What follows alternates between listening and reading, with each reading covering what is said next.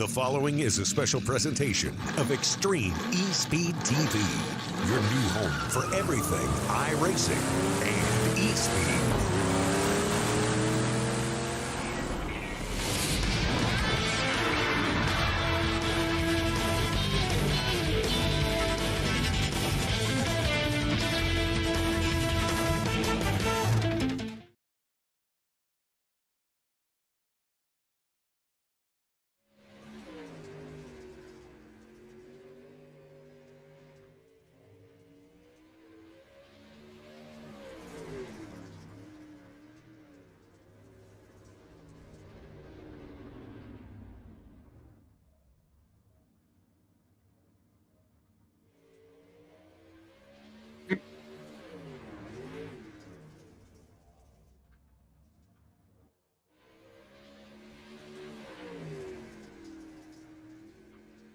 Yeah, and if you're tuning in with us, we've got some new faces, some newer ones that, a lot of these drivers may be familiar with working with one another, but in terms of, people who are used to the Pro Late Model Dirt Series and, the regular season that we just wrapped up, you're going to see a lot of new names, and I think this is going to give you a good feel of what's to come, not only possible in entries into next season's roster of drivers, but you're going to see a lot tonight. And I'll begin with the hot laps, of course, kind of an agenda for the night. You'll have some hot laps. The drivers' meeting is going to take place. Then Houston guttering time trials, which is what we're entering now. Followed by some carrier heat races, the Combs Cuts last chance showdowns, and an intermission and warm-up before the early bird 100. 24 cars, 100 laps. And we'll have the top three right here in the booth with us for an interview.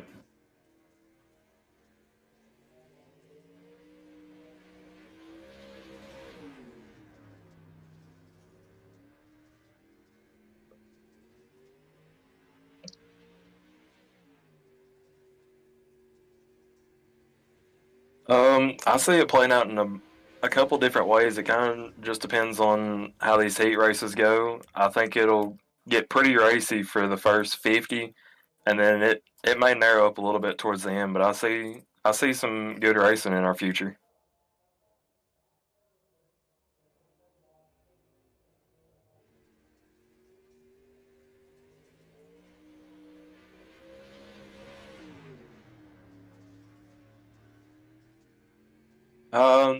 It'll definitely help them starting on the front row of a heat race. The only downside is that just starting on the front row here, you really want to be on that outside because you can get that good run down the straightaway on the initial starts. But I got faith in him that he'll be able to do what he does, and maybe he'll end up pulling off a heat race win. So, I got a question for you, Dylan. A lot of these drivers are going to be new to, maybe Travis or I, just kind of catching up on kind of their skill set. Looking at kind of the roster, you're looking at the screen and some of these drivers. Do you know a lot of the other drivers in this race tonight, or are some of these unfamiliar to you as well? Yeah, there's a handful of them that I know, and I've raced with Colton Herbert. I ran with him for just about all year this year. We ran the same 602 series all year. Hayden Swaney, I've raced with him a bunch. Matthew Taylor. There's just a handful of these guys that I've raced with in real life that they're pretty good drivers, so I'd be on the lookout for them too.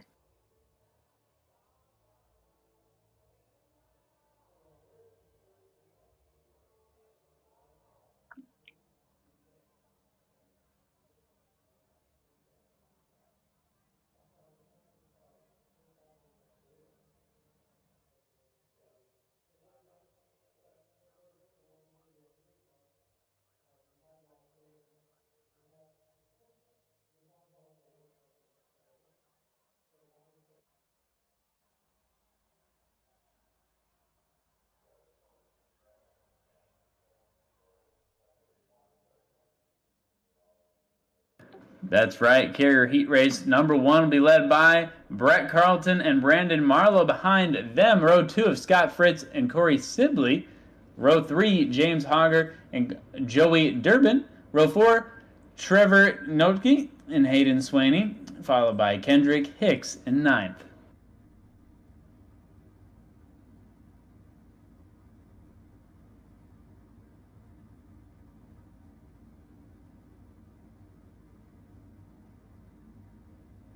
Mainly getting a good starting position in the feature. If you're one of those front two rows, you're just trying to aim to either pass cars or maintain.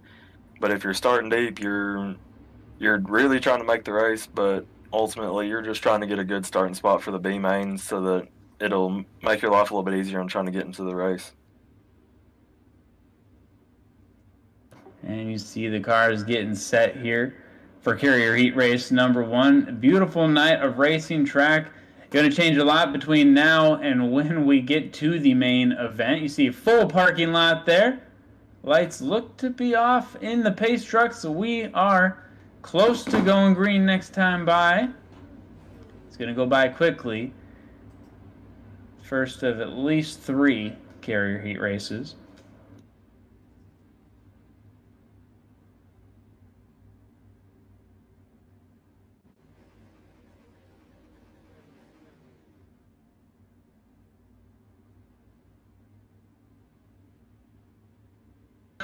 All right, we are about to hit the green flag right here on Extreme eSpeed TV. And they are green, green, green. It is a good start there for Brett Carlton on... Oh, Marlowe looks to be taking the outside, almost 3 wide for second now.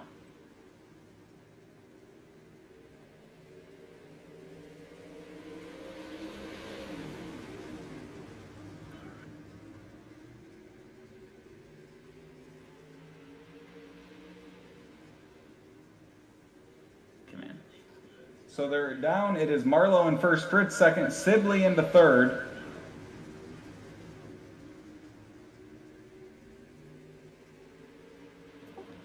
Six laps to go here. And Dylan looking here. Oh, some contact there back in the pack. It's single file up front. We've got some 3 wide racing back in the pack.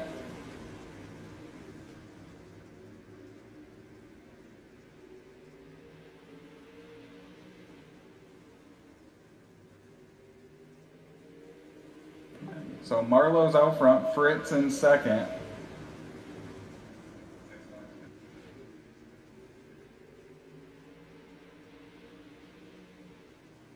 Good cut there by Sibley coming down. You've got Marlowe still in the lead with 3 laps to go. Marlowe, Fritz, Carlton, your top 3, but still a lot of moving and shaking going on right now. This track looks pretty favorable for speed if these drivers can get a good run. 99 goes around back in the pack. It's still Marlowe trying to hold off Fritz. Carlton into third, Sibley into fourth, and the first caution will wave. It looks like it's James Hager with the incident.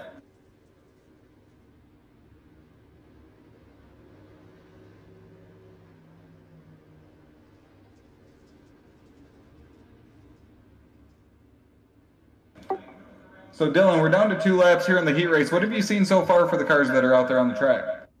Right now, it's favoring that middle to high line, mainly right there in the middle. And if you can get to it, hold it, because the bottom's not too bad, but it's just doesn't. The middle hasn't slowed up enough to make it where you could pass down there. But if you get by yourself, it's not too bad. So I think as the night goes on, it'll start widening out once that middle lane starts getting slick and moving up. Any of the drivers out, have you kind of watching the way these guys have started the night, they're kind of really the first competition on this track. Do you see any of the drivers driving similar to kind of how you'd be approaching it right now if you were out there? Yeah, especially for this heat race. If you're in one of those first 4 spots, you're pushing to try to get another spot because that's another 4 or 5 spots in where you'll line up for 3 spots for the race. So I'd be pushing a little bit to try to get a better starting spot, but I'm not going to do something that puts me or somebody else in jeopardy of having to be in a B main.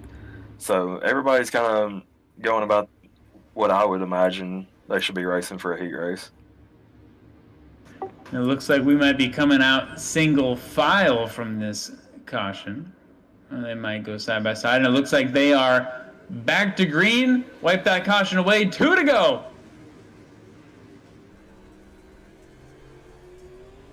We ride along with Fritz as he's in second, trying to chase down Brandon Marlowe. Unable to overcome that front car as they still race side by side behind him. Slight contact. The 52 of Swanee will go almost around. He'll save it and hold on to the 8th spot. As the white flag waves, it's Brandon Marlowe out front. He'll make his way through 3 and 4 for the final time, and heat race number 1 for the Early Bird 100 goes to Brandon Marlowe. Great run there for Marlowe, followed by Fritz, Carlton, Sibley.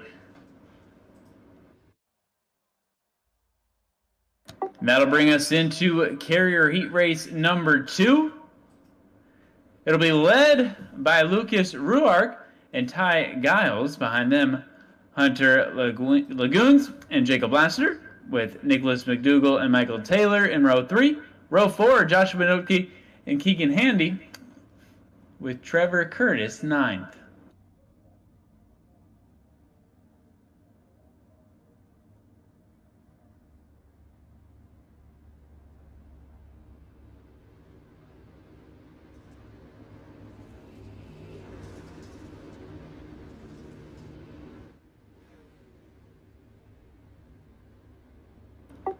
So 2 by 2, they'll go down the backstretch here at Lucas Oil for heat race number 2.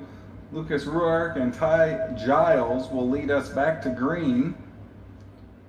Some good looking cars here in this heat race number 2, as they'll go around one more lap before getting going.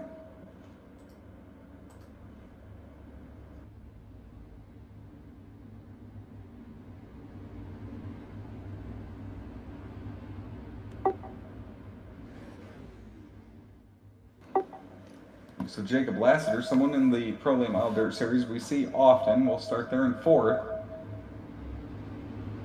As we'll see if out front is where you want to be here in these heat races for 8 laps. They'll come out of turn number 4, green flag will wave, and we're back to racing action here at Lucas Oil.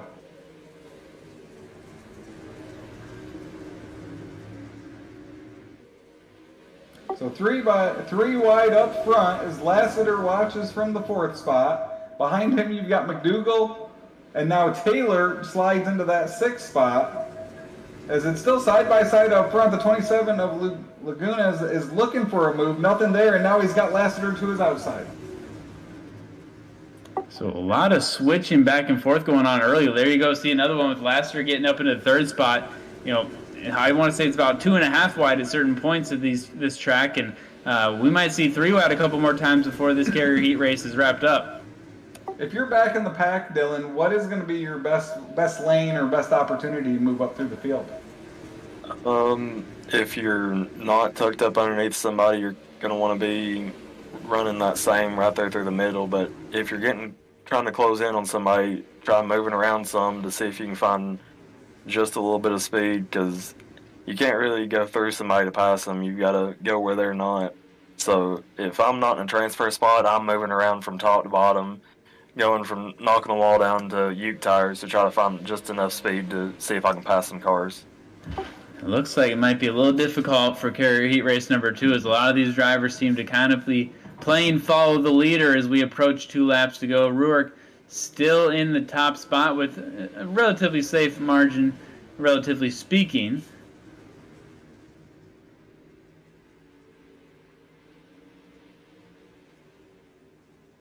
Approaching that final lap. Started to even out now, not much changing.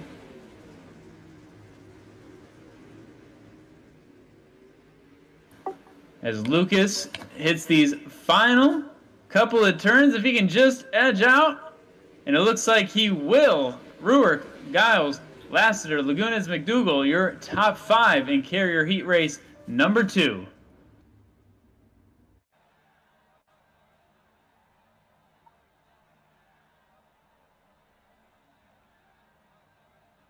And that'll bring us into carrier heat race number 3 as we are quickly moving through some of these races. And it'll be Colton Herbert up front with Chance Carr. Behind them, Christopher Davis and Tyler Benefield. Row 3, Matthew Taylor and Jalen Wyatt. Row 4, Tyler Rice and Jason Dudley with Chase Dunow rounding out the rear.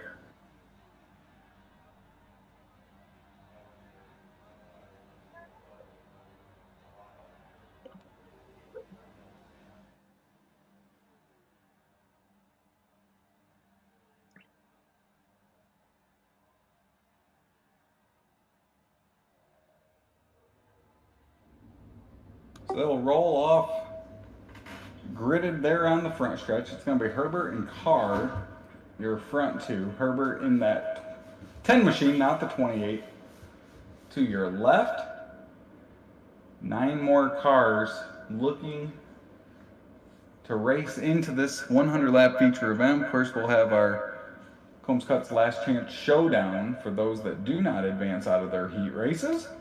And we are ready to go. 8 more laps here in our latest heat race. They'll go one more time around this Lucas Oil Speedway.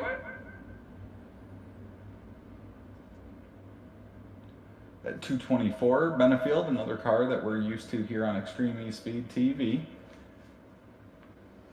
And they'll head down the backstretch, Adam, through 3 and 4 one more time. We'll go to green here in a moment. That's right, and as a reminder, someone is going to guarantee themselves a seat in the Icebreaker 100 after tonight with this evening's inaugural Early Bird 100 from Wheatland, Missouri. And they are going green now. It's Herbert to the front, and if Dylan was in this race, he'd probably be side by side with him right now, possibly taking the lead, but right now it's Karn Davis trying to track Herbert down.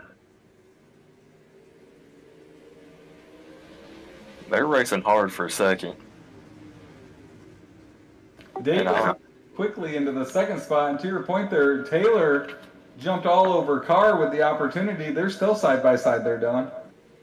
Yeah, I don't think some of those guys realize that they're transferred into the race. All they got to do is keep it in one piece.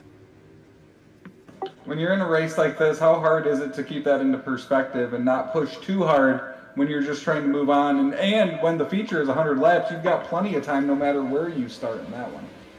It is extremely hard to keep that in the back of your mind that, hey, you're in a transfer spot. Even though you may be starting deep, you're still in the race. Keep it in one piece and worry about passing the cars when you have 100 laps instead of trying to do it early in the night when it's a little bit harder to pass. The battle here still continues for that 4th position between Taylor and Benefield. Up front, it's still Herbert. He stretched his lead to about half of a second here early. He's got Christopher Davis, Chance Carr behind him, as Carr still all over the back of that number 4 machine, looking to the inside through 1 and 2. As we've got 9 cars out here in this latest heat race. Not much separation once you get back in that pack. No, they're all pretty tucked up underneath one another, and it almost looks like the bottom in 1 and 2 is starting to come in a little better.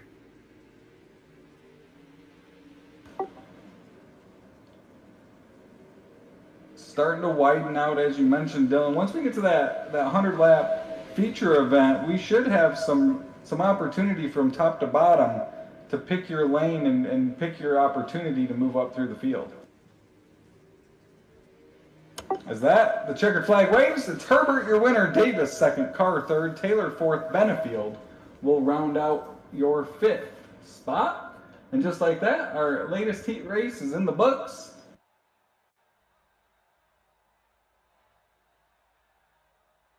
And that'll bring us to the Combs Cuts Last Chance Showdown before the Early Bird 100, and it'll be the starting lineup in the front row of Trevor Noke, Nicholas McDougall, and second row of Tyler Benefield and Joey Durbin. Third row, Michael Taylor and Jason Dudley. Fourth row, Kendrick Hicks and Joshua Noke. Fifth row, Tyler Rice and James Hogger. And sixth row, Keegan Handy and Jalen Wyatt. Looks like the 7th row, Hayden Swaney, Trent Curtis with Chase Dunow in the 15th spot.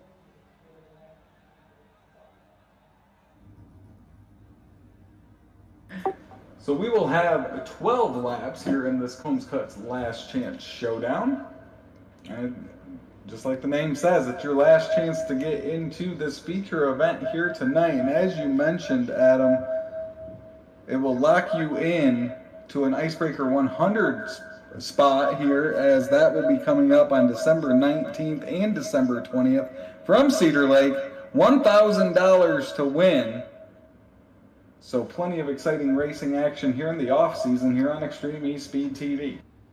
And another thing to mention is not only do they have a shot, in December, but they have a chance to cash in on $200 tonight. So you can, win now and win later. So a lot on the line here tonight, and it could be one of these drivers in the Last Chance Showdown. There's a lot on the line, and I'm ready to kind of watch it play out. I think you're going to see that track even slicking up and prepare a little bit more for what's coming in the main event. So there's a lot that's going to be coming out of this race.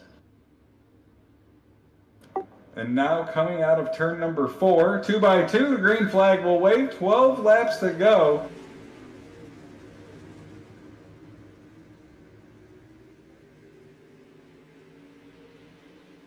And the yellow flag will wave. It looks like it's due now, and Swanee back in the pack have some contact, and our first caution flag will wave here on this Last Chance Showdown.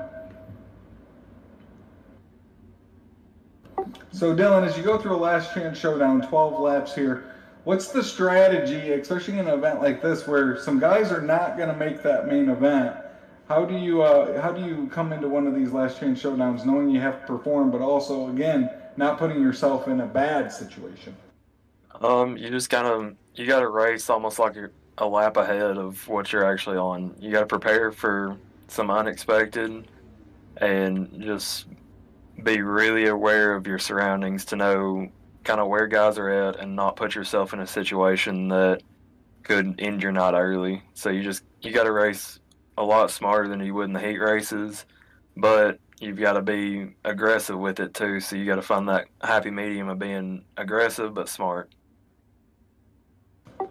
So aggressive and smart is what we will watch here as the lights should go off that pace truck this time by. Of course, another great crowd here at Lucas Oil Speedway for a pro late model dirt series powered by Extreme eSpeed TV sanctioned event.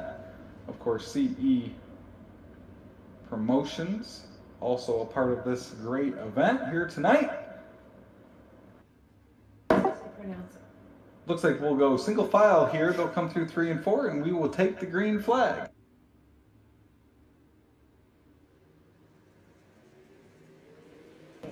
So now we'll take the green flag here. 8 laps to go. It should be more than that. We'll see what it resets to here in a moment.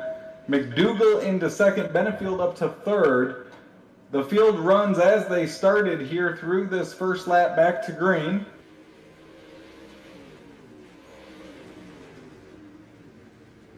As we see Dudley down to the inside, Durbin to the outside. Dudley trying to move up into the top 4. He's already up a spot from his starting spot as we have 9 laps to go.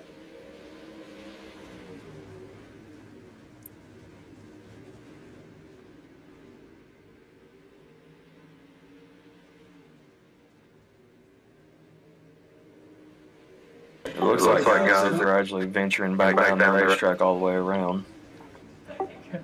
Yeah, we see some guys trying to find that inside line going all the way down to the tires. Those tires I've seen come into play at times here at Lucas Oil Speedway. Up front, they're 3 single file. You've got to go back to that battle with Joey Durbin and Jason Dudley as they are side by side. Taylor Hicks still follow there. As this time by, we'll be down to 6 laps to go and we'll be halfway through.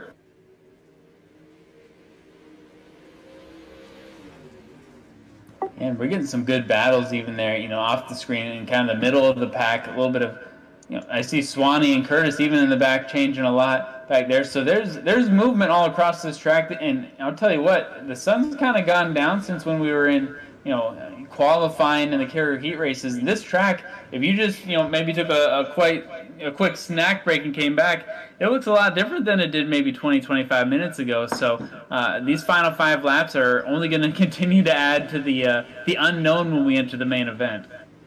McDougal is searching for a way around the 39 out front, Dylan.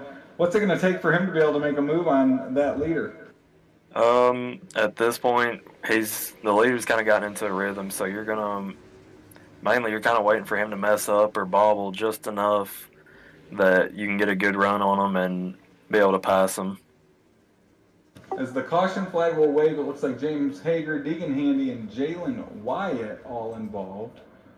Ooh, that 22 machine. A lot of damage to that right front. James Hager in the work area.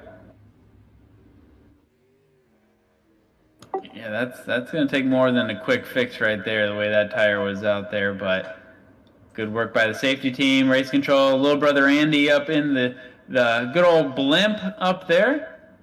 Kind of got that shaky hand steadied, and he's leaning out and getting us some great views tonight. Full stands.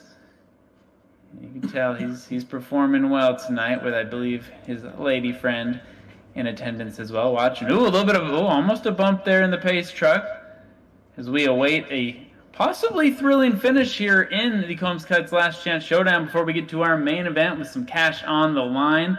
Appreciate each of you tuning in here on Extreme eSpeed TV. And feel free to drop in the chat if you've got any predictions for who you think might take it all tonight. As it looks like we might be going single file coming out of this second caution in the Last Chance Showdown. Pace truck lights are off. We should be going green here in just a moment as the truck pulls off. We'll head down the backstretch one more time before going back to green.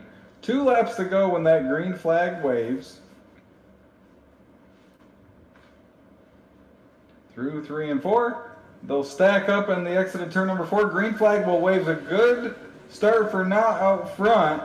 The 05 of McDougall trying to gain down that momentum that he had and was all over the back of the 39 before that caution. And now Durbin and Benefield trade third place back and forth as now they're all over the back of McDougall.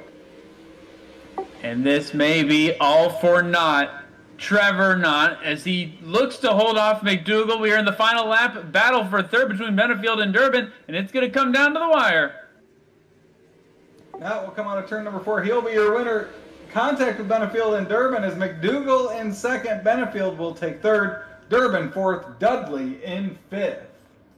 So a great finish to our Combs Cuts Last Chance Showdown. With that, we'll take a warm-up break here. Cars will be able to take out onto the track. And we will take a quick commercial break. When we come back, we'll have pre-race analysis of our Early Bird 100 coming up next here on Extreme eSpeed TV.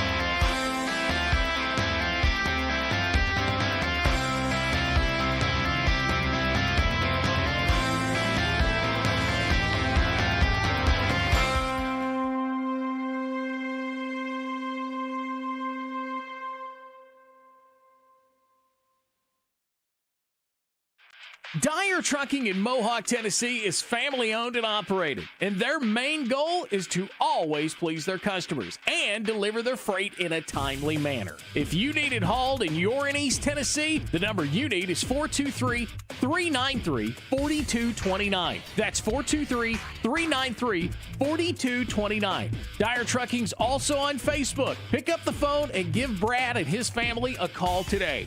Dyer Trucking. If you need it, they can get it. Find them on Facebook.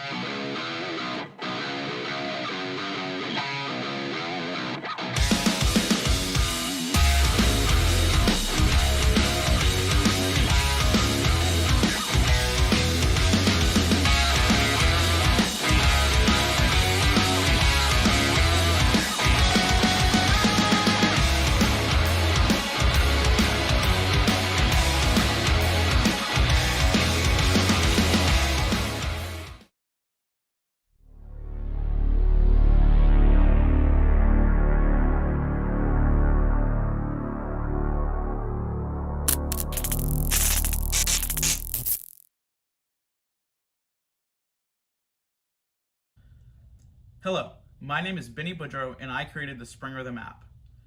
The Spring Rhythm app allows someone who doesn't have access to a Spring Smasher to be able to set their car up to their manufacturer's suggested install loads and center to centers, as well as be able to figure out their dynamic loads, as well as make adjustments to them to make their handling of their car better. For someone who does have a Spring Smasher, Spring Rhythm will greatly reduce the amount of time to figure out those new stack setups by allowing for instantaneous spring rate changes as well as load changes. Spring Rhythm will even make sure that your setup doesn't coil bind at the loads that you're trying to hit. For only $4.99 a month, you too can have access to the same information that top late model teams across the country are using to gain a competitive advantage.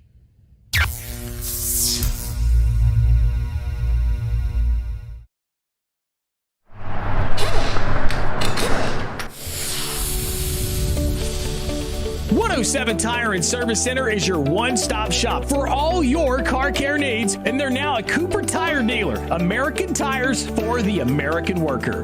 Buy a set of Cooper tires and get free tire rotation and repairs for the life of the tire. They have a 12,000-mile or 12-month warranty on most repairs. Check out 107 Tire and Service Center. They're located at 6256 Irwin Highway, Chuckey, or call them at 423-620-4970. For all your car care needs, 107 Tire and Service Center. Family owned and operated. And their number one goal is your satisfaction. Find 107 Tire and Service Center on Facebook or call them today at 423-620-4970. It rose from humble beginnings in the Valley of the Sun. A sprint car racer saw the need for racing shirts. And now, the vision of Carl Korbacher has resulted in Arizona Sport Shirts helping racers across America spread their message. For the best custom designed shirts, hoodies, caps, koozies, and much more, go to ArizonaSportShirts.com. Be part of history. Arizona Sport Shirts, the original racing shirt.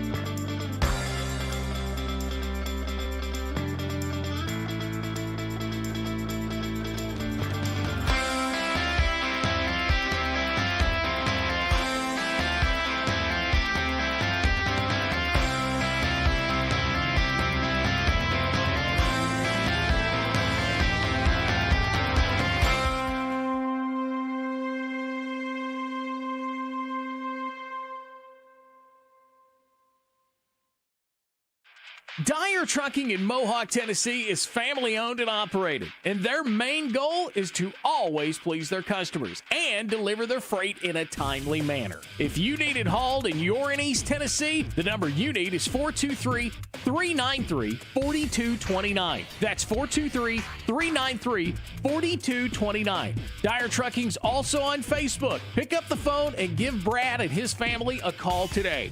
Dyer Trucking. If you need it, they can get it. Find them on Facebook.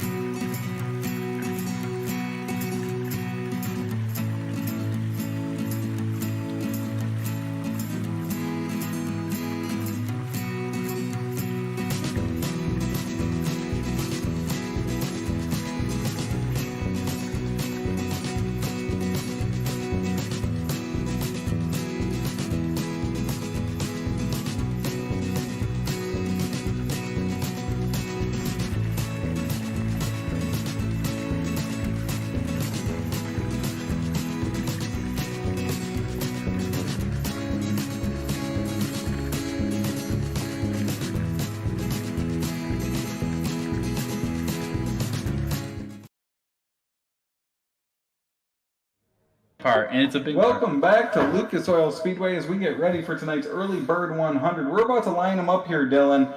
What's it going to take to come home with a win here tonight with this 100 laps? Mainly the key in these 100-lap races is keep your car straight. Don't try to keep every panel on it as straight as you possibly can, because at the end of the race, when it gets super slick, air is going to play a pretty big factor in it. So if you're wanting to keep it straight and clean, and the second thing is just surviving past halfway and hoping you got enough tire to seal the deal. It looks like we've been blessed with the presence of Brandon Combs as well. In pit reporter. Brandon, what are you hearing from the pits right now?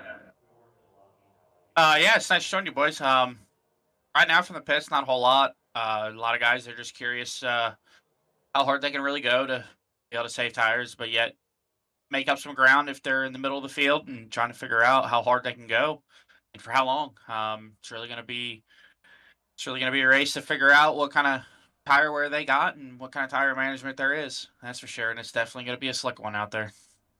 So that's Brandon Combs joining us from the pits here now at Lucas Oil. And with that, Adam, we're going to start with our starting lineup here for the Early Bird 100.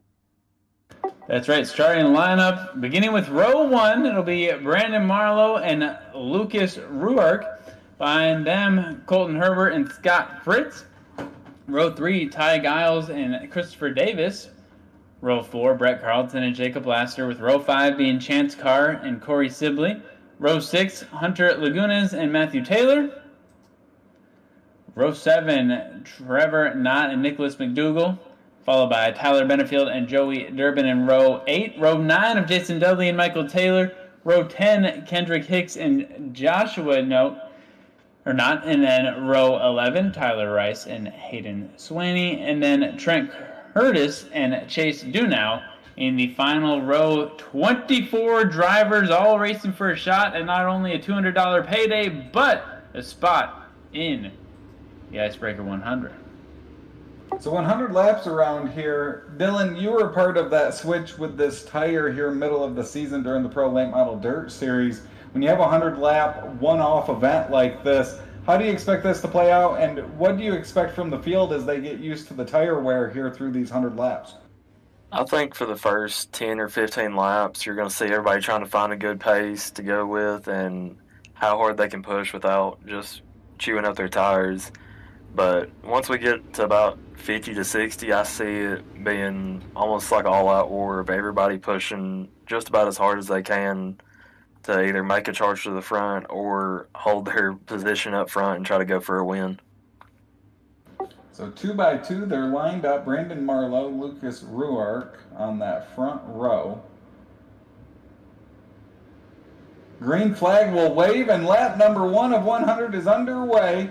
It's the 5 of Ruark with the advantage coming off of turn number 2. Oh, the 10 to the inside made slight contact with that tire. It looks like he'll keep it going. There's still 3 wide coming out of turn number 4.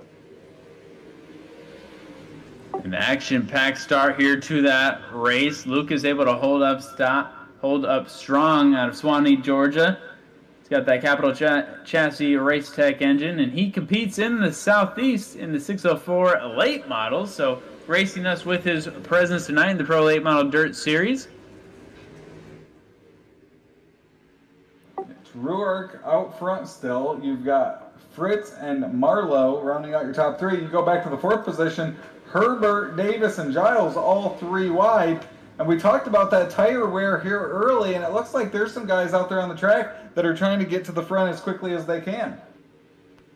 Yeah, and I'm curious, Dylan, would that be your strategy? Because I feel like we've seen 2 kinds of races in this past regular season where there were ones where you and Tater, you guys really hung back and you didn't really, charge hard until the very end. Oh, a caution comes out. And while we get that settled, I'll kind of finish the question. And Dylan, in this race, it feels like they're going hard from the start. Are you, if you were in this, do you put yourself in that spot where you kind of lay back right now, or are you going, pedal to the metal?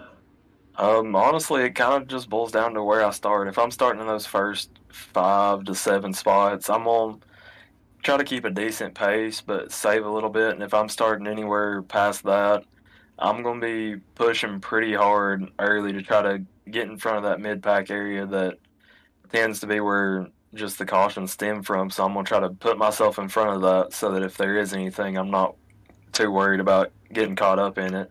So it kind of just depends on where you are. And there's some guys that are, no matter where they start, they're going to push hard from the get-go. And I've seen it work out occasionally. It's just one of those things. If it's your knot, it doesn't matter how hard you push. It's just going to be your knot. Yeah, and as we settle into this race here, early bird 100, very early on with this early caution, kind of talk about, when drivers come to this track, what are the aspects of it that, a majority, maybe not all of them, but what's something that a majority of these drivers will say, hey, like, this is what I love about this track? And then is there a portion of this track or reasoning behind this track where they're like, man, like, I do dread this part of coming to this track?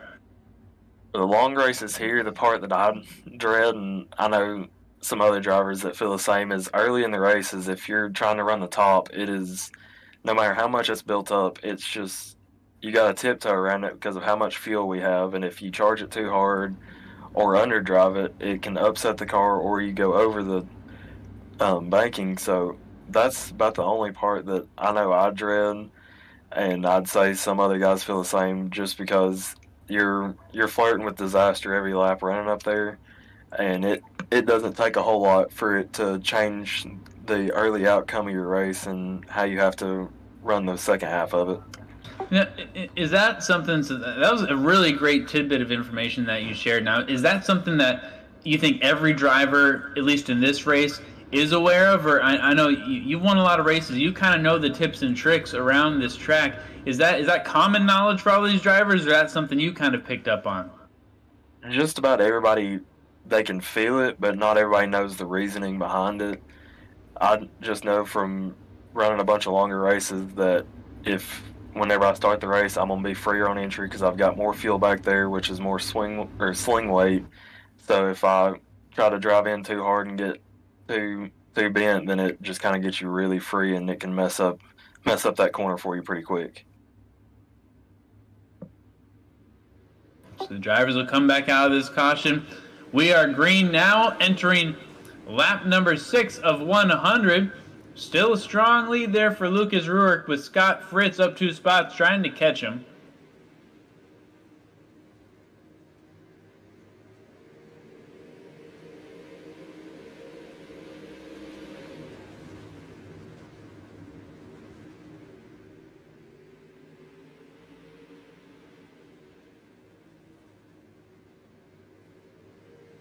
From third on back, a big gaggle of cars there. As a large group, you got the 3 here. That's the 4 of Davis, 37 of Marlowe, 10 of Giles. Behind them, it doesn't get any easier. As a large pack here moves around Lucas Oil Speedway, we move on to lap number 9. Oh, looks like we got a little bit of a wreck right there. A lot of drivers involved, and still some contact there even after the caution flag comes out, and I don't know if all these drivers are going to be looking to right after that one. So we'll reset the deck here. So Brandon, kind of from your experience in this track, you kind of finished the season pretty hot in the Pro Late Model Dirt Series. We got some good opinions there from Dylan. Are you in this, kind of the camp of pushing hard right now, or are you still kind of trying to lay back, knowing we're probably going to get more cautions? Yeah, like the way I kind of see how this race is playing out so far, like it looks like it's going to be touch and go for first half, probably maybe a little less. But if I'm 10th and forward, I'm trying to find a good rhythm and run a pace that's good enough to keep the guys in front of me and maybe pick a couple of them off. If I'm any farther from 10th back, I'm just trying to go to get as much track position as I can, because the cleaner the air is up front, the faster and the better your car is going to handle. Right now, the track seems pretty racy, so, I mean, you could really do both ways, just depending on what kind of game plan you got going on. Just me personally, though, I'd say 10th and ahead would be riding and saving a little bit of their stuff, and then 10th on back, they're going to be pushing kind of hard, trying to gain track position. I think what a lot of these drivers are looking for right now is kind of a good green flag run, as we still are yet to really settle into this 100 lap race, the Early Bird 100.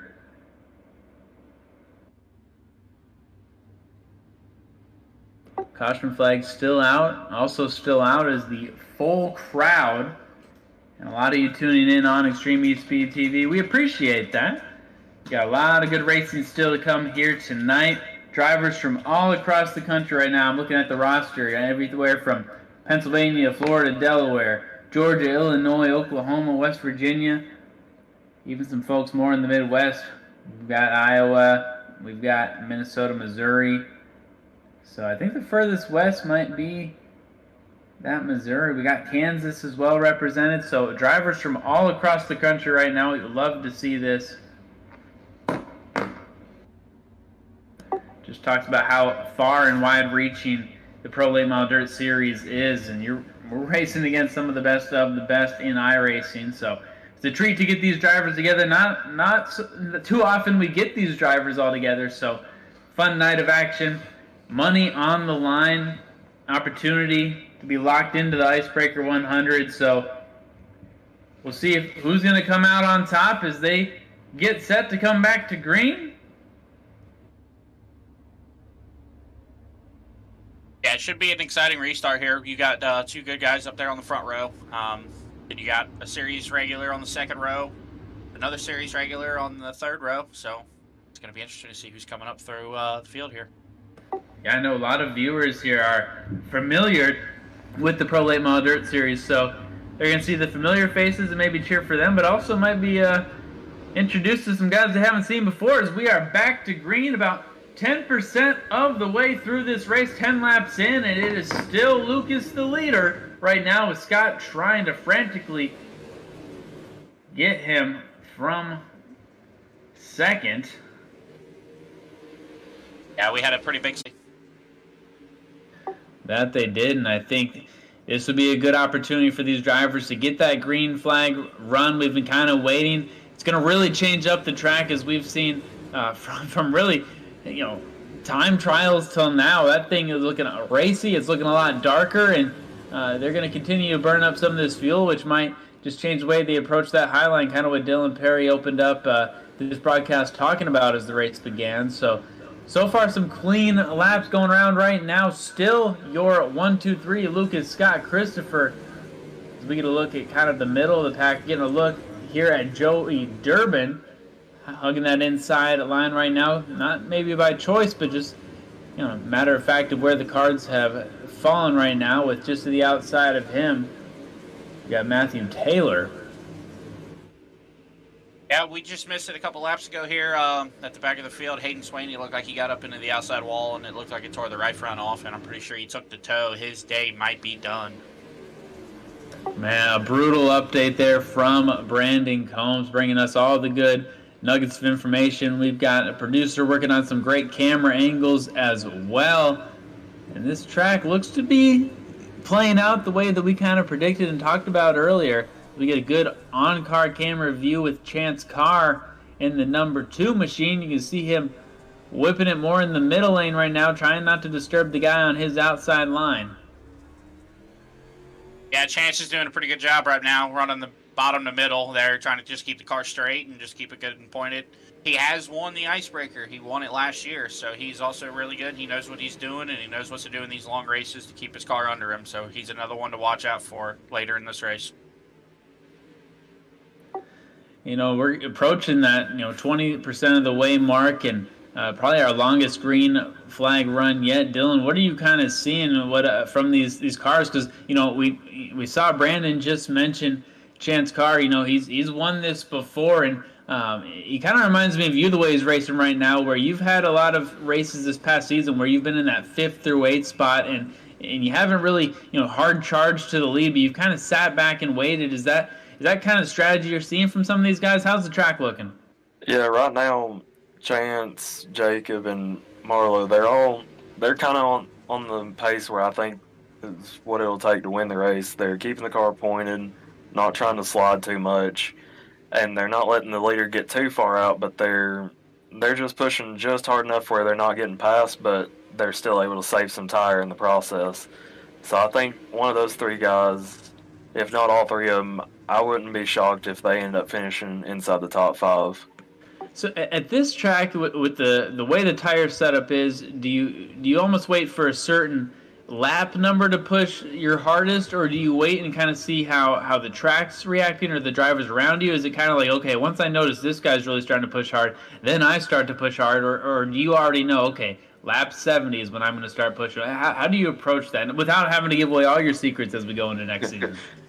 Well, usually before a race, I kind of have an idea on what lap I want to push to still have enough tire at the end where if we have a late restart, I'm not just kind of shooting myself in the foot. So usually most drivers, they already have a lap that they're wanting to aim for. And then whenever you start racing, you kind of just throw that notebook out the window and you're going purely based off of how everybody's racing around you, kind of where the cautions fall, and then what your tires feel like as the race progresses on. If you realize you're using more tire, then you're trying to save a little bit longer, and instead of going on, let's say, lap 70, you go on lap 75 or 80. But if you feel like you're getting past that halfway point and you still got a good bit of tire left, then you start kind of pushing the issue a little bit sooner without going as hard as you can until you get closer to the lap that you think would be the best time to just go. Great battles back in the pack here. We're watching Michael Taylor and Matthew Taylor go back and forth. Very tight racing here from about 12th on back. And we are now working lap number 28 of 100 here in the early bird 100. Out front, it's still Lucas Ruark over Scott Fritz. Davis in third, Giles in fourth, and Chance Carr rounds out your top 5. Starting to see some. Go ahead there, Brandon. Yeah, I was going to say the top 4, they're pretty spread out right now. They've broken away from Chance Carr in 5th, and then it seems about 10th on back. It's just a hornet's nest of everyone trying to get in line on the bottom, and then other guys running around the middle to top trying to just find something. And this has a making. It's already been our longest green flag run. Oh, and as I say that, there's the jinx. It's Corey Sibley will bring out our latest caution. As you see him up there at the high side of the turn, damage there. So we've got 30 laps in the books. He'll pull into the work area, and we'll reset after our longest green flag run of the night.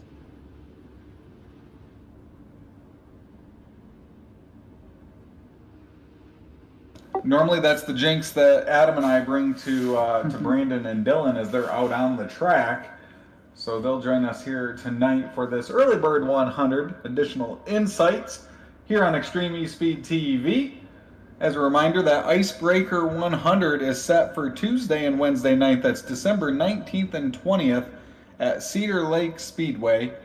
It'll once again pay $1,000 to win, and the entire purse will end up being bigger than 2023. It'll have 2 50-lap prelim features on Tuesday night, presented by AC Custom Graphics. And the top 12 from both features will lock themselves into the main event on Wednesday night. 2 prelim features will once again set the stage for the main event, featuring 24 drivers fighting for that $1,000 payday. So we'll reset here, Brandon. 30 laps in the books. They get lined up 2 by 2. This run that we're about to start, what are you looking to do here if you're back there in 5th through 10th? Still on the same game plan, just trying to maintain a good pace to keep the leaders in sight, at least keep them on the same straightaway. Try to keep all the fenders on this car straight, because as we just saw from that last wreck, there's some contact in the back, and looks like he got into a tire, broke his left front, went down into one, and it never turned, went dead straight into the wall, and that's some stuff that you just want to try to avoid right about now, especially when you're trying to make your run up to the front. I don't think it can be really overstated just how different this green flag run can be for some of these drivers, where if you're at the front, you got that clean air, you're not as white knuckle, you're kind of setting the pace in a sense, out front. But then while some of these drivers maybe 1, 2, 3, if they're single file, they're kind of hitting their marks, hitting their stride really, and then you got the guys grinding in the middle of the pack. They're the ones whose cars are getting dirty. They're the ones who are really white knuckle driving, trying not to make contact as it's jammed. Oh, you get a little bit of bumping and grinding right there. The 51 of Lassiter, familiar face in the series. So that kind of case in point where, Lucas, Scott, and Ty, they're not having to stress as much about a guy on the outside, but man, middle of the pack, you're seeing it with Lassiter right now. You kind of got to watch where you're stepping almost. Yeah, for sure. Right now where Lassiter is, you're definitely kind of white-knuckling it right now because you can see just that little bit of a gap between him and cars in front of him, and he knows that if he goes just a little bit, he can kind of break free of this 2x2 battle. But it looks like whoever, I can't remember that guy's name, who that is. Oh, there's contact in the back behind him. They keep it going. Wow, yeah, able to keep it straight there. 6-1-2 of Michael Taylor. That is a lot, easier said than done. Great run there on the outside. Looks like the 35 making a move.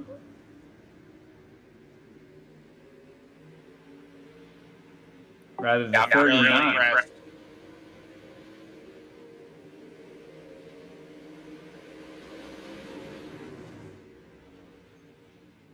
So working lap number 38, Ruark is separated, and there's the caution again, as Tyler Rice and Chase Dunau bring out our latest caution right here down in front of us, in front of the press box here on the front stretch. Yeah, once again, we have Travis, come back on the mic, and the caution comes out. These things happen in threes, so I'm terrified for the next time he cracks the mic. Hey, sometimes I wasn't against getting those late race cautions or even the mid race cautions, but some of them I really didn't want to see because I just wanted to go ahead and keep a good lead and just keep clean air on me and not have to worry about it too much. And I guess one thing, and I've never really asked this question, and maybe there's really nothing to it, but when you have a long green flag run and then you get a caution like this and you don't have any damage, what are you doing in the car? Are you kind of just, do you take a drink of water? Do you take a second to kind of just reset in your seat? How do you approach this? Because, some of these races, we had really long green flag runs and you don't always get a chance to kind of reset. Mainly whenever we get a good run and then have a caution, I'm trying to get an idea on what I was feeling with the car, what I could do different to try to get a little more speed out of it, and then see how much tire I have, get a feel for, be like, okay, well, I kind of used up the right rear a little bit on that first run, so let's try and change it up a little bit to just keep the tires underneath it. So that's kind of how I go about whenever we get a caution after a long run, just check all my boxes, make sure everything's still kind of going good, and then get reset my seat and get focused on, if we get another long run, just hitting my marks and trying to close out the race.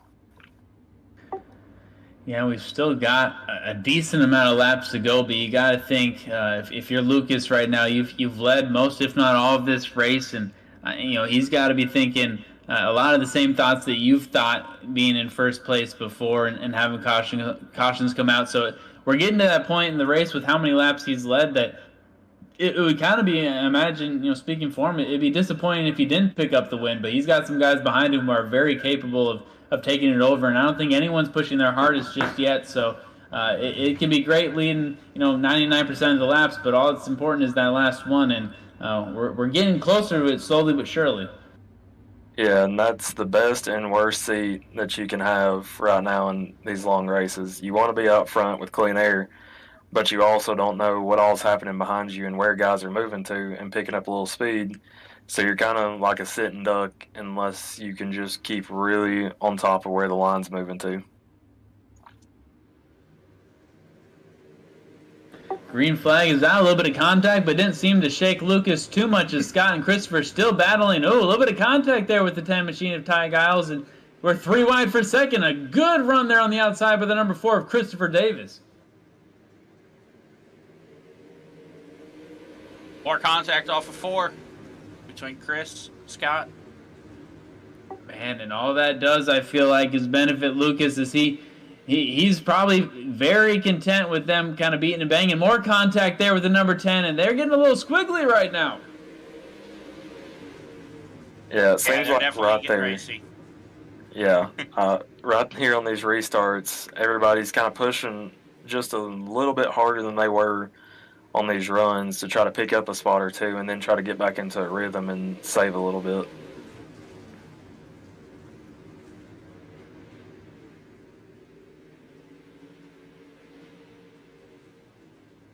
And it looks like the 4 is starting to push a little bit earlier to see if he can get out front and try and get some clean air. Can't beat clean air, man. When you get a chance to get it, you try to get it. That's for sure. At least that's my mindset when I'm behind the wheel.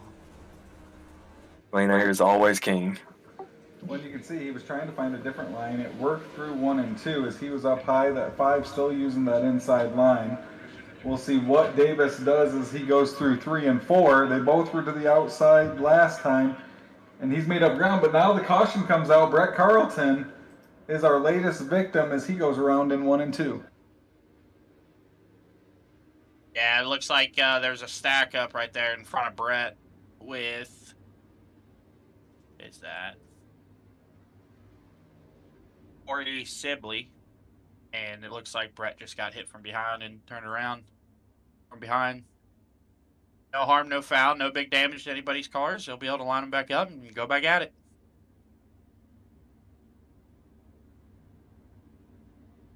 I'm kind of liking the strategy that the 4 is starting to play out right now, where he's pushing a little bit harder to see if he can get the 5 to try to use up some tires and hopefully benefit him in the end, where he has just enough to pass him after the 5 gets a bunch of heat in his right rear and makes it a whole lot freer and harder to handle. A little bit of cat and mouse going on. Exactly.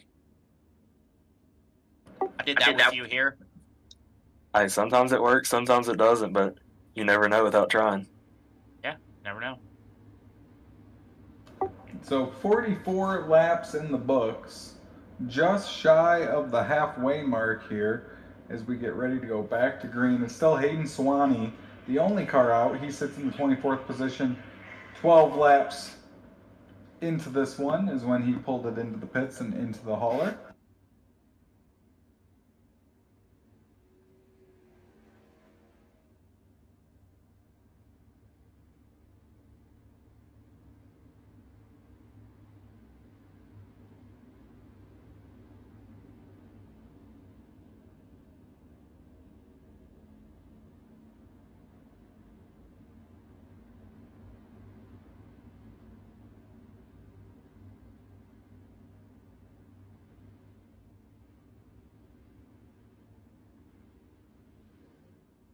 Early on in this race, and we only got Hayden Swaney out of the race, and we still got 23 of our 24 starters on the racetrack.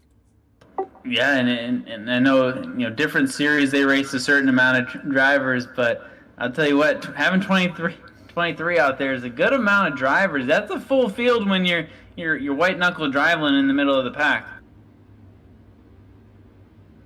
And when you're in that middle of that pack, you can have the most fun you ever had in a race car, but you can also get the most frustrated you've ever been, just all depending on who you're racing with and how hard you're racing.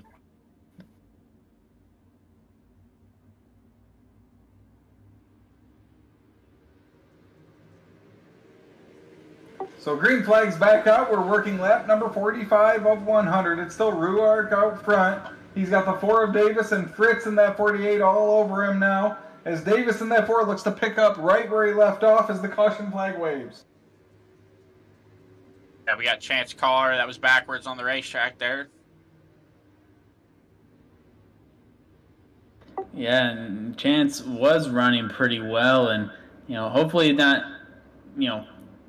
not too detrimental to his vehicle, but that does not help here in this race, and you got to think that he knows that.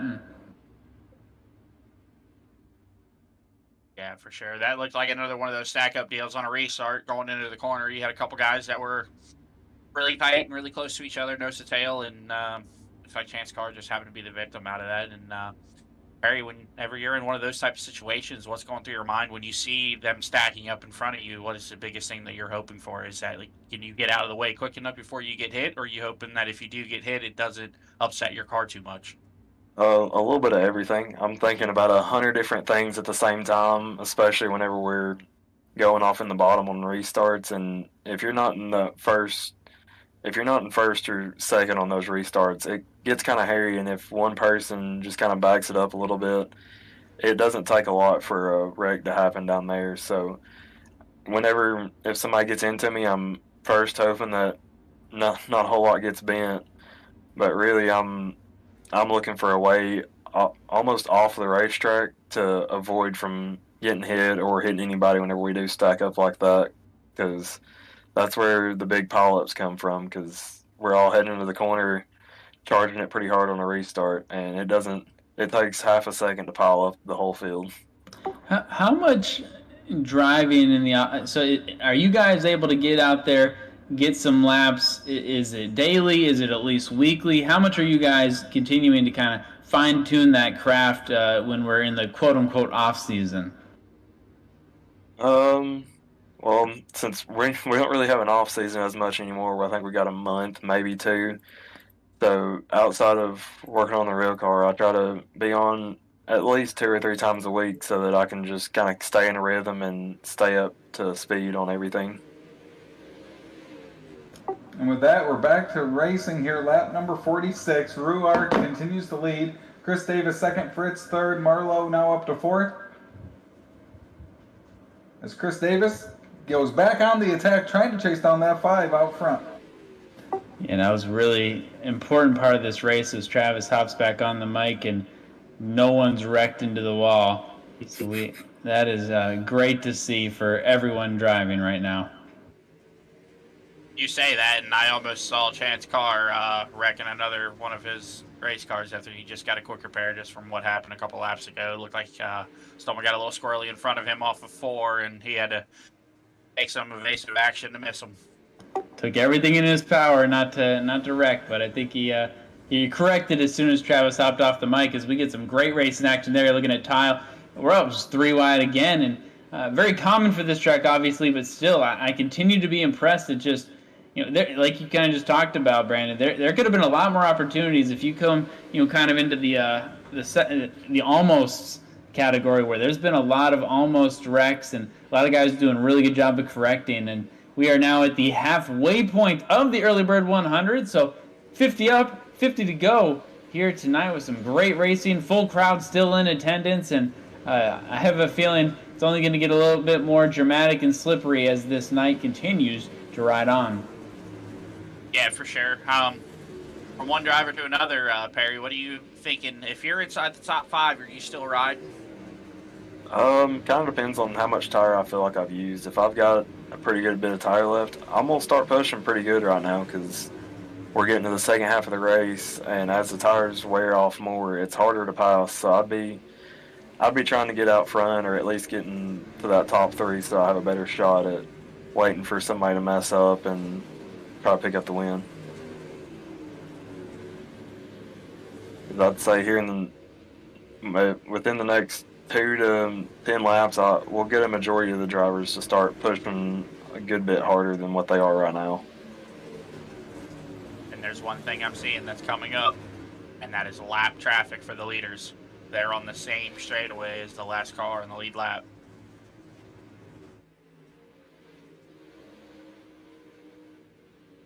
We get a good overhead view right there, and you're right, Brandon. It is coming up, and it might be just the way they're pacing. We could be just a handful of laps away from really that coming into effect. And Lucas is making pretty good ground on the back of the pack, whether that's good or bad. But really, that 1, 2, 3 set of drivers, they're all kind of moving at the same pace. So it's going to kind of be one by one. They're going to have to get by that traffic, and there's more waiting for them ahead. So as long as we stay green, their knuckles are going to stay white.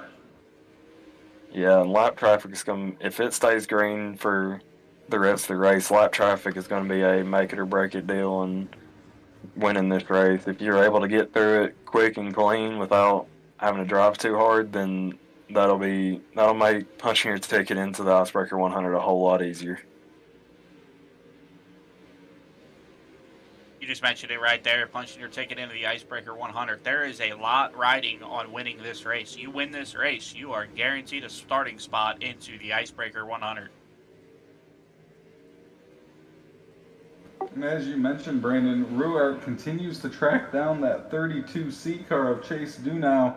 He currently rides in the 23rd position. He'll be the first guy to go a lap down on the track. And now Ruark has closed that gap completely. We've got lap traffic as the front 3 have broken away. Yeah, you got a good gap from the top 3 back to Brandon Marlowe running in 4th, and then you got 2 cars right behind him, and then another gap to Tyler Benefield going into 3 right now. Oh, a little bit of contact between the leader and the lap car off of 2. How treacherous can that be as you come up normally quickly on the lap cars? Some guys racing back in the pack that had no one around them, and now all of a sudden they've got a pack of leaders around them. It can be hit or miss. It kind of depends on the situation. Usually as I'm getting closer to them, I'm trying to figure out where they'll bobble at or where their weakest point is, and that's where we'll try to capitalize and passing them.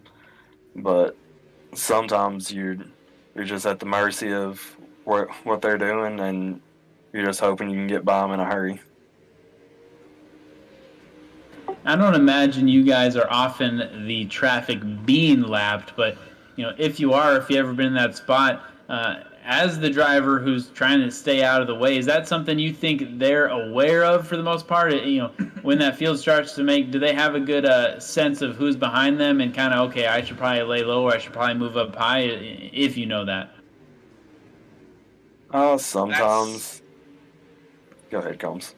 That can be a touch and go situation, like what Perry was saying earlier, because like you could be someone that's about to go lap down, and you know that like, hey, we're past halfway. I don't get a wave around no more. I got to try to go and try to race as hard as I can here and be able to stay on that lead lap, because if I go lap down, there's not going to be much of an opportunity to try to get any positions back towards the end of this race.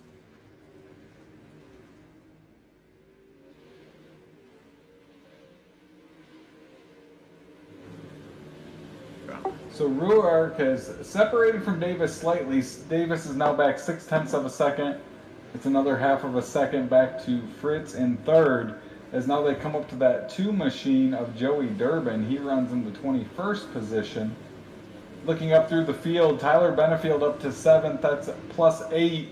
Jason Dudley just behind him in the 9th spot, also up 8 positions. There are hard chargers here as we now work lap number 70 of 100.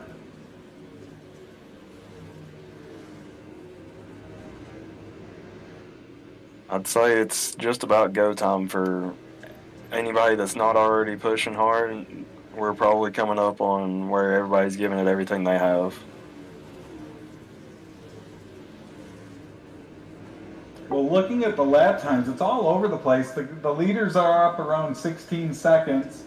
You have some guys slightly above that, but then you've even got some guys back in the pack. Chance Carr running in 16th. He actually had the fastest lap last time by. So plenty of speed throughout this field here as now we work lap number 73, and the caution comes out for Tyler Rice. And that is probably exactly what Chance was hoping to see, to try to close the field back up and get some more spots to see if he can push back up to the front.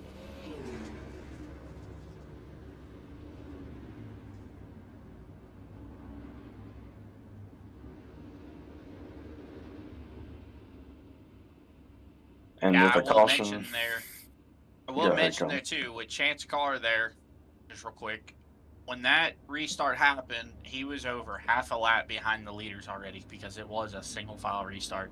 So he was really needing a caution after a couple laps after he picked off some spots, and it probably went a little bit green. It went green longer than he probably wanted it to.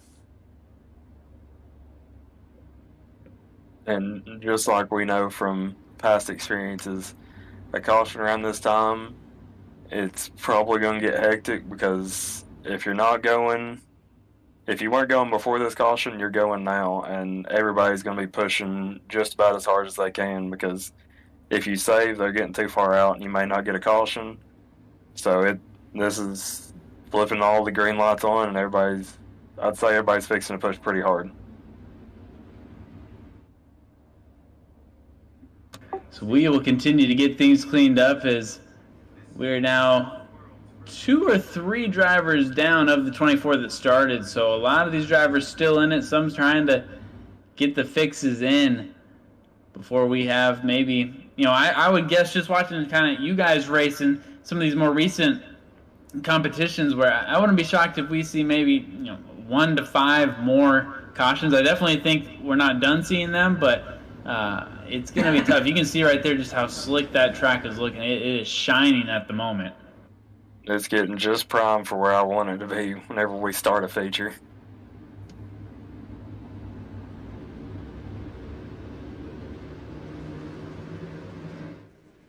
And with that, we are back to green, 73 laps in, just about 3/4 the way complete, as it is a clinic being put on by Lucas right now.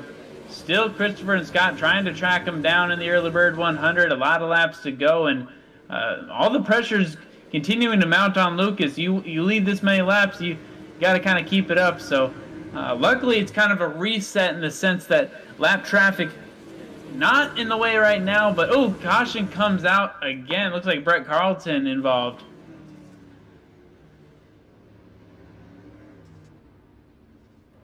This car crab walking as he makes his way around the track.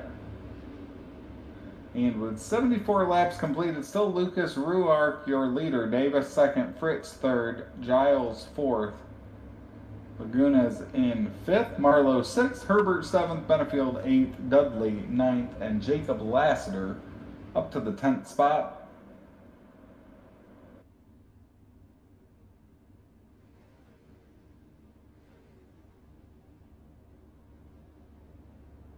Go time. If you got anything left, you got to use it in here. And cautions breed cautions. It's name of the game. If you're in the back of the pack right now, you got to go for everything that you got and try to get as many spots as you can on these restarts.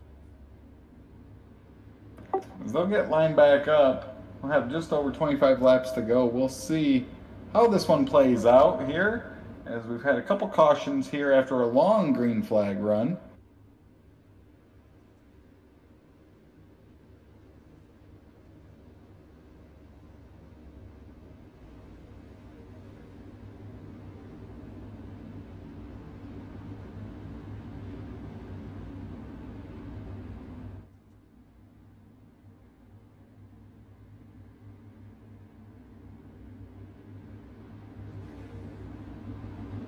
So they'll get lined up 2 by 2.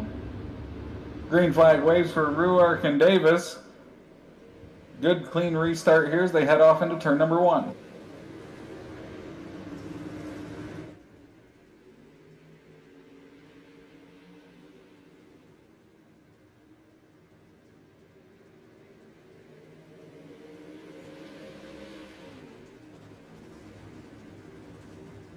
We're now just 25 laps away from crowning a winner in the early bird 100.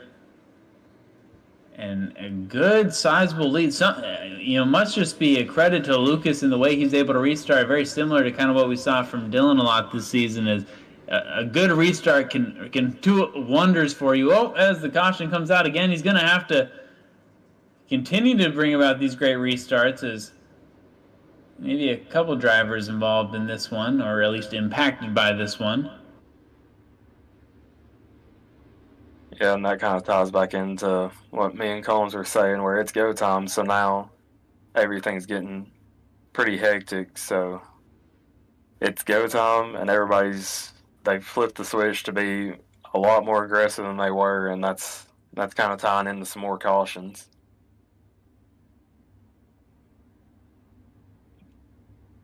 Yeah, it looks like they're 27 and the 48 were racing going down to the corner into 1.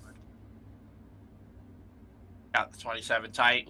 They got mid-contact into his right rear quarter panel, and guy behind just had nowhere to go when they checked up. It's hard to check up on a really slick racetrack like this, and mayhem happens behind. Once again, another caution in turns 1 and 2. I guess you can go ahead and call this Calamity Corner.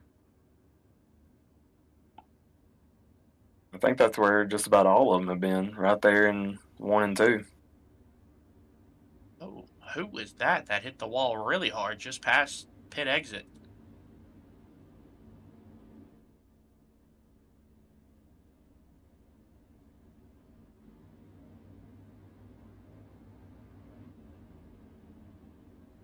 But that was a tough break for Scott. He had been keeping his nose clean, running up inside that top 5 all race, and now we're down inside 25 to go, and he's having to go get a quick fix and just hope for some lucky breaks at this point.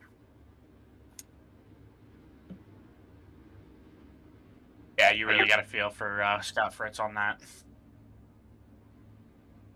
So 77 laps complete, 22 laps to go when we go back to green. And it's still Ruark out front. He's been able to hold off the challenge of a few different drivers here tonight. It's now Chris Davis still behind him. Giles, Lagunas, and Marlowe round out your top 5. But that, as John Hine would say, that pay window is about to open, and it is time to move to the front if you are not up there already. I got to look back to Herbert, Marlowe, Dudley. Those are guys. Dudley's had a great run up 10 spots, but they're running out of time, and they need to pounce here on these restarts.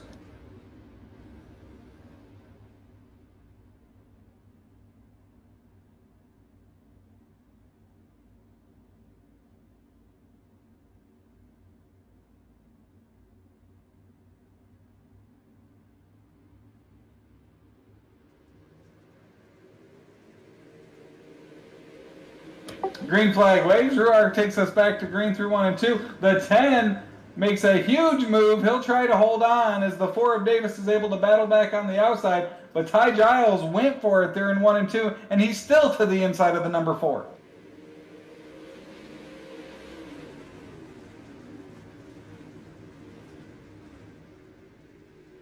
Davis with great defending right there off of 2 and into 3 and then off of 4 to be able to get a good run to maintain second from Giles. So tell me, guys, just from what you're seeing, is there a preferred line right now, or is it pretty even across the board? Really, it's if you can keep momentum right up through the middle, I think that's the preferred line. But if you're trying to pass somebody, you're going to want to be around the top. We see another caution come out just now as we continue to inch closer. Ooh, it looks like at the bottom right of our screen we see it. Carlton once again.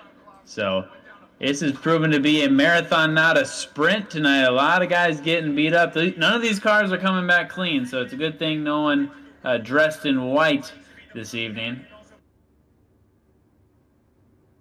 Yeah, so far the only car that might be coming back clean is Lucas Ruark because he's been out front from the drop of the green.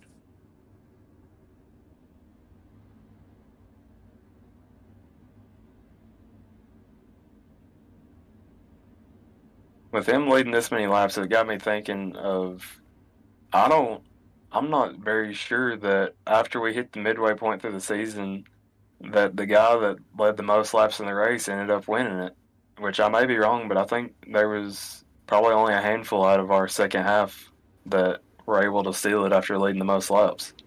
Yeah, and that was really a statement to the change that we saw with that new tire setup, and that strategy really shook a lot of guys. And yeah, I'm impressed that we've been able to see a leader hold on this strong. If he holds on, this might be one of the more dominant wins we've seen on the Extreme eSpeed TV in quite some time.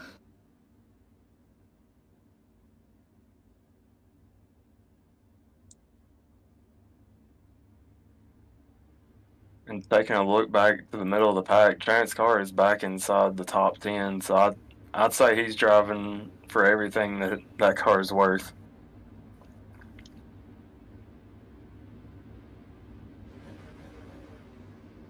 Yeah, I was about to say, he's inside top 10. We still got 20 laps to go. He still has a shot at this as long as his stuff is not burnt up by the time he can crack the top 5.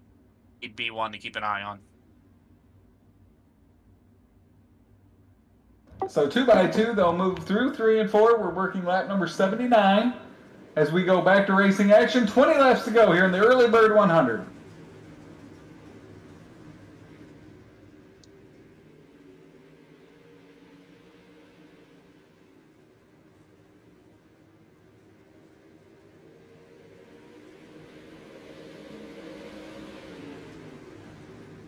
And looking at it, the battle from third on back is heated up here on this restart as well, as it's going to be the 27 of Hunter Lagunas moving up into that third spot. Herbert now fourth, Dudley now into the fifth spot.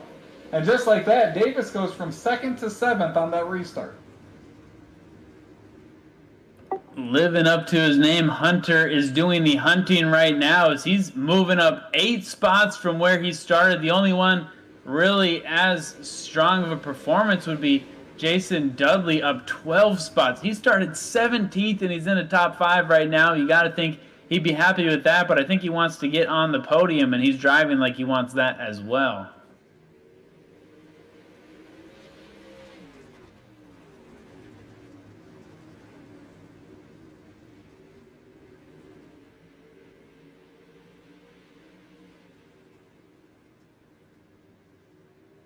As Dudley tries to make a move for second.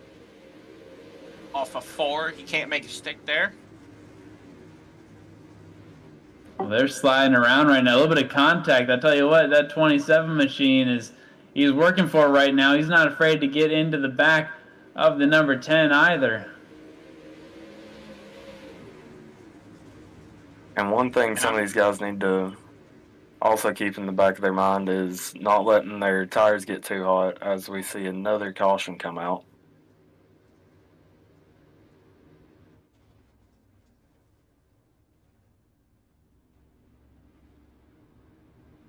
That'll be Trevor pulling off right now, and another caution as we are inching a little closer. And, you know, Dylan, you've been in, really actually both Brandon as well, you guys have been in the lead towards the end of races like this where do you just kind of roll your eyes after the, you know, 3rd, 4th, 5th caution in a row where you're like, man, I just want to get to the checkered flag? Yeah, we're kind of just wanting to get the race over with. And usually at this point, if I get a late caution, I'm catching my breath. And then after I do that, I'm trying to stay focused and remember that I didn't run 87 laps up to this point just to try to give it away at the end. So I'm trying to make sure I hit my marks and just not do anything too dumb. Yeah, there was plenty of times there towards the end of some of the races that we had this year that were long where I was just like, I'm just ready to get this over with, but at the same time, it's kind of like I'm not mad at having a caution because it kind of saved me from losing a spot or two, and then at other times it was kind of just like I'm glad to see it, and then I'm not, and sometimes just depending, it really just depends on what type of situation you're in. Like right now, if you're Lucas Oil, you did not want to see that caution as he had a 1.2 second lead. So you know he's out front right now and probably under this caution. He's just like, well, just got to dial it back in, stay focused, and hit another good 12, 13 laps and hopefully park in a victory lane. Yeah, and the main thing on these late restarts is how hot you've gotten your tires and then how much you've used up. Because if you've used up a lot of your tire, then you're not wanting to see these restarts because that's where you will lose the most spots just from spinning.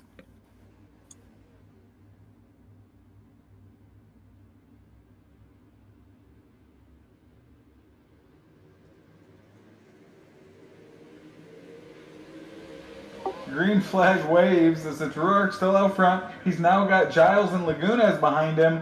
That's Herbert in the 4th spot. And we've got another restart here, and the heat is on quickly here for the lead.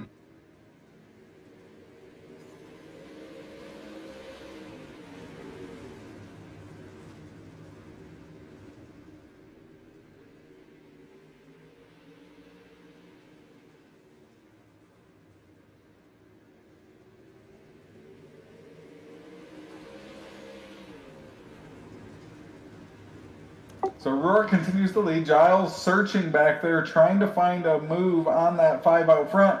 As he loses some ground, now Herbert's able to close that gap. This time by 10 laps to go here in the Early Bird 100.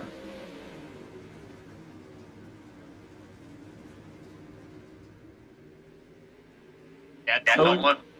I was just about to say there, don't look now, but Chance Carr, he was starting to make a move, trying to get back into the top 5 right there as the caution came out.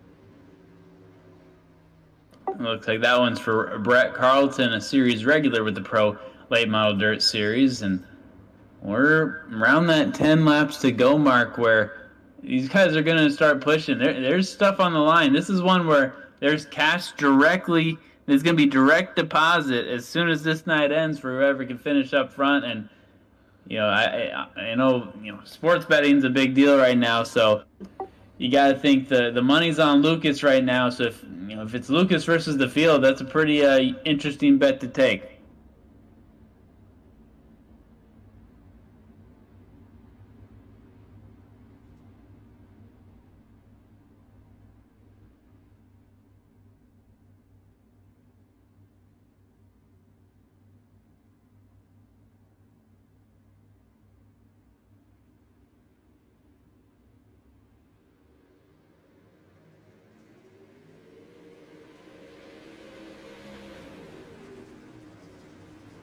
Green flag comes back out. Giles makes another big move that we saw earlier in 1 and 2, unable to hold on as Ruark is able to take back over the lead. But Giles showing that he'll do whatever it takes to make a move for the lead.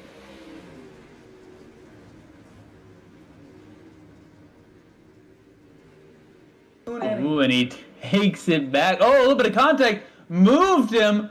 Oh, my goodness. That is... Oh, and he sandwiched the previous leader, and suddenly Ty's in the lead. Oh, wow. Oh, that is going to be talked about for a long time. That's not good. What are your guys' thoughts on what we just saw right there? Everybody's fighting for the same inch of real estate, and nobody was willing to give any.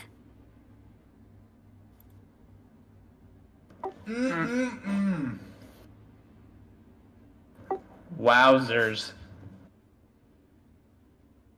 And with that, we have a new leader. It will be Ty Giles. Lucas Ruark, who has led a majority of this one, will line up in the third spot now. Herbert. So now we've got about 6 laps to go. Brandon, if you're in that second, third, fourth position, what's your only move left here to try to grab a victory? Well, if I'm in second, I got to be aggressive here with the leader and try to force him into a mistake, whether it's I'm throwing a big bomb on the restart into 1, or if I'm trying to really get a good run off of 2 and hope I don't get a bomb from behind and be able to throw a big slider into 3 and then catch the cushion off of 4, because it seems that's where everyone's trying to go right now. Off of 4 is up against the wall, trying to get a good run down the front stretch, trying to chase that moisture. It's got to be a little hard not to feel a little... I mean, you guys have been in enough races in your life where you've been in Lucas's spot where you've led, this is your race. Suddenly, you're now having to play from behind in a late race. That's got to be a little frustrating, but you can't lose focus. Yeah, it can be really frustrating, and you really want to drive a whole lot harder and use up that right side a little more than you should. But at the end of the day, you got to remember that if it's meant to happen, you'll find your way back to the lead, no matter whether it's 2 laps or 100. So you just gotta stay focused and just do what you can do and make the best out of it.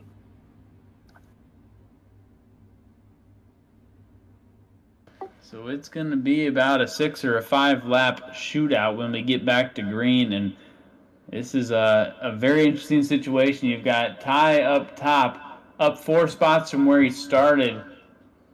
Hunter sneakily up 7 and real close to cracking a podium finish. So a lot to watch right now. Lucas would be on the podium if it ended now, but I wouldn't count him out just yet. He's been really good at restarts, but he's not really had to restart with guys in front of him. So a lot of things to watch in a very short amount of time when we do get the green flag. No, not a lot of time at all here, especially when you got everyone out here on hot tires, worn out tires. You got frustrations from drivers right there in that last dust up there into 1. You got to feel for Lucas Ruark, though. I mean, he led the majority of this race, over 3/4 of this race, and now he just got sent to the tail there, and now he's got to try to just regroup and get as many spots back as he can. And he's only got, unfortunately, about 6 laps to do it.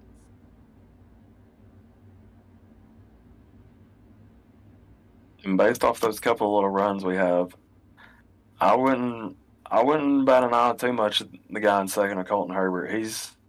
I think he saved enough tires to at least make a good shot at the lead from Ty, who Ty's been saving some, but I don't think he's been trying to keep the tire temps down, so that may end up hurting him right here at this end.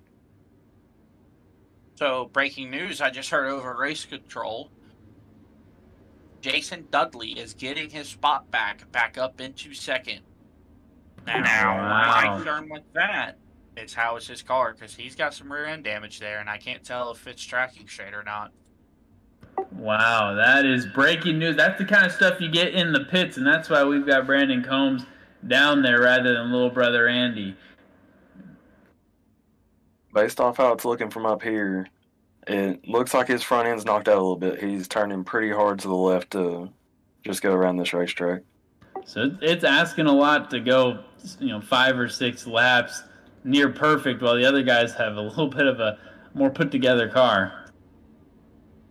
Yeah, it makes for a handful of a couple of laps to, for one, hit your marks when it's slick, for two, to do it with a car that's going to end up fighting you the whole way through.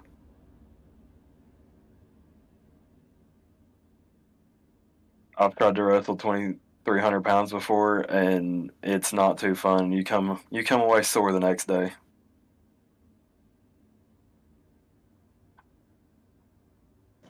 So single file as they make their way through 3 and 4. Little cat and mouse game played. Green flag will wave as we have 6 laps to go here at Lucas Oil Speedway.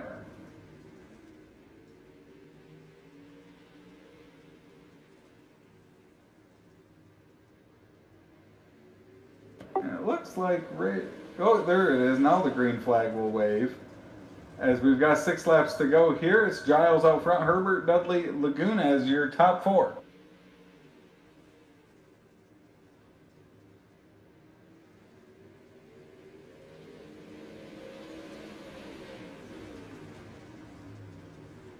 Man, you've been in a lot of situations like this, Dylan. What spot do you feel like is the best spot to be in? Do you want to be this first place guy just holding them off, or do you feel like if you're in second, you have a shot? Really, I'd rather be out front right now, and if I've used up tires, I'm trying to almost take up the whole racetrack and just make sure the guy in second can't get too clean of air. Because if he gets clean air and he's got better tires, you're in for a dandy, because it's not going to be fun.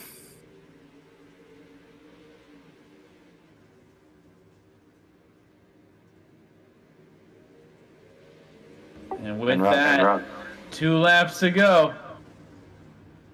And right now it's looking like Colton's got a little more tire than the 10 does. There goes the big slider in the Ford. Oh, big slider doesn't work, and we are approaching the final lap for Ty. Has to hold off Colton, and he might be able to do it. Just a couple turns to go. Oh, good clean finish right there. And Ty is $200 richer, and we'll see him in the Icebreaker 100, your early bird 100 winner.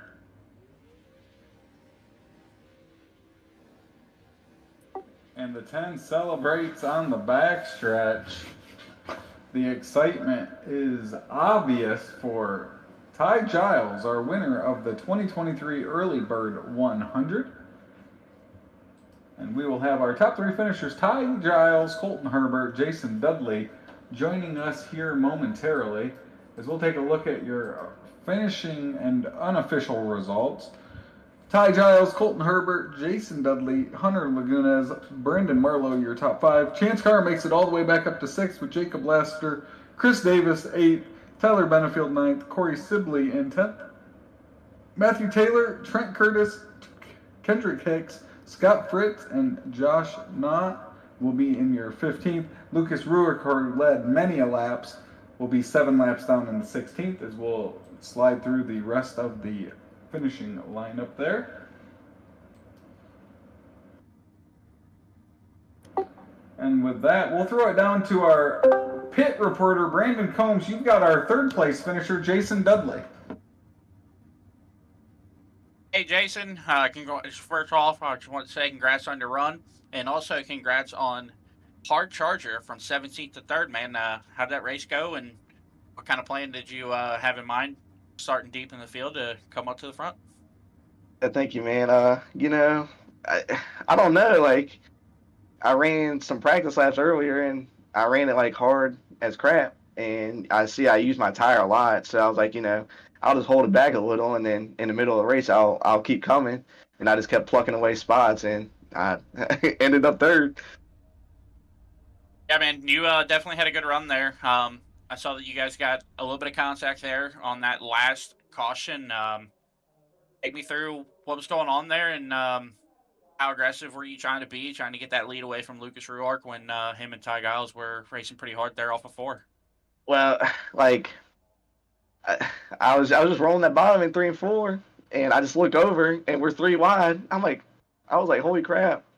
I just drove it in at 3 or turn 1, and I don't know what happened, but I just got turned. But it happens, I guess. Yeah, it definitely happens, man. But once again, congrats on your 3rd place finish here tonight. Who's on the side of your card? Would you like to say thanks to? Let's see. I got J-Dubs Media, Team Dead Last, Branson Woodward, got him on there. Dig Six by Hunter, J-Dubs Designs. I got my granddad. He was racing with me on my deck. I gotta thank everybody in the Discord, Lucas, Martin, Braden Carter, Jackson Franklin. Just everybody that stays up late and plays this game with me and continues to make me better. Gotta thank all of them. Yeah, man, for sure. We gonna see you at the Icebreaker? Yes, you will. Heck yeah, man. That's awesome. Thanks for coming out, man, and congrats on your run in 3rd place in the Early Bird 100, and we'll see you at the Icebreaker. Absolutely. Thank you, guys. There's our 3rd place finisher, Jason Dudley. As now we'll throw it over to Dylan Perry. He's down on the front stretch with Colton Herbert, our 2nd place finisher. Well, Colton, I thought you had a chance right there at the end. Just give us a little breakdown on what you were thinking right there on that last restart. Oh yeah, I mean, it sucked that 12 restarted in front of me, but he kind of got screwed there. But I knew I had a little more tire left than everyone, and I had a real shot at winning, but wasn't able to execute. I think I slid him and I fell off the track coming in the white flag, but just how it goes. Yeah, you put on a heck of a show, and it looked like you had a little more tire left. I was just curious on how you were going to go about it to see if you could get by him. But what was your kind of game plan coming into this race? Well, I figured, I mean, I haven't raced since the new update. I think this is like my first race on, but I didn't really know how tire wear played out, but so I figured I'd just sit back and save. Give me a good starting spot, then sit back and save, and we did that, and then we got in a couple wrecks early. I was trying to dodge people's stuff, but I had to take the quick repair, and I think on like lap 50, we started coming through the field, and we got back to the top 5 on like lap 85, and we tried to put on a show, but it was solid. We'll take 2nd place. Yeah, can't complain about that with the field that you guys had to race with. Who do you want to thank for running that? Oh, I got to thank Ty, he's a teammate of mine, Trey Mills, Herbert Graphics. Anyone needs Iracing paint or real life, go ahead and message me. Solon's Transport, Gears Unlimited, and my brother. Well, it was good talking to you, and hopefully we'll get to race some more in real life against each other next year. Oh, yeah. I'm sure we will. Thank you. That's the 2nd place finisher of Colton Herbert. Now we'll throw it down to Extreme eSpeed TV Victory Lane. Adam standing with our winner, Ty Giles. That's right, Ty, $200 richer. How are you feeling? That was a race that you were kind of just holding your lane. You were, really, guys were kind of behind Lucas for a lot of that race. There was a big turning point, obviously, with the caution. How are you? Obviously, take the money aside, take the win from the side. How do you feel about this? The whole way this race played out, it was a wild one. I know. I'm pretty pumped right now. Like, this is actually my first big money race I've actually won on this game, so I'm definitely pretty pumped about that. Yeah, and so kind of take us through when you were able to get the lead. It was a late race lead. Did you feel like you had the vehicle to hold off? Was there any point where you had a little bit of a doubt?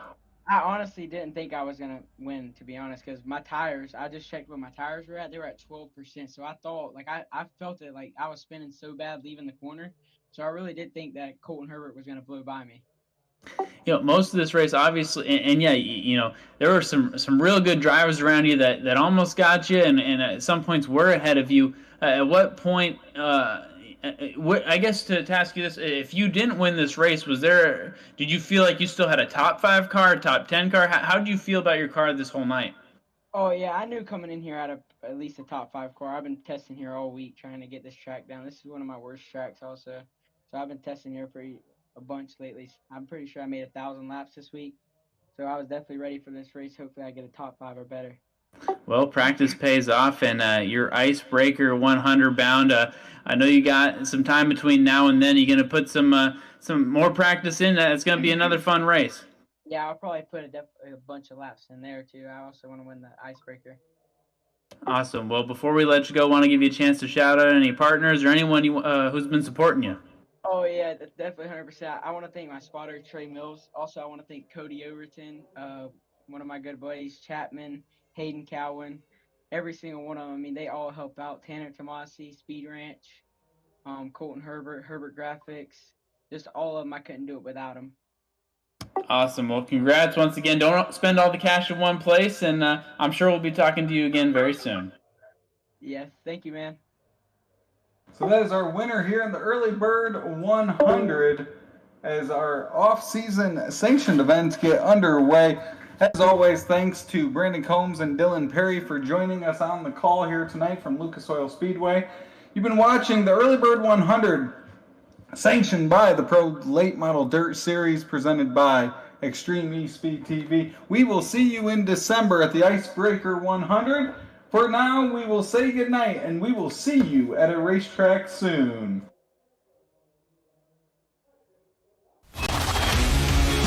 This copyrighted broadcast of Extreme eSpeed TV Network is intended solely for the entertainment of our audience. Any retransmitted, reproduced, rebroadcast, or otherwise distributed or used in any form without express written consent of the Extreme eSpeed TV Network is strictly prohibited. We hope you've enjoyed this broadcast.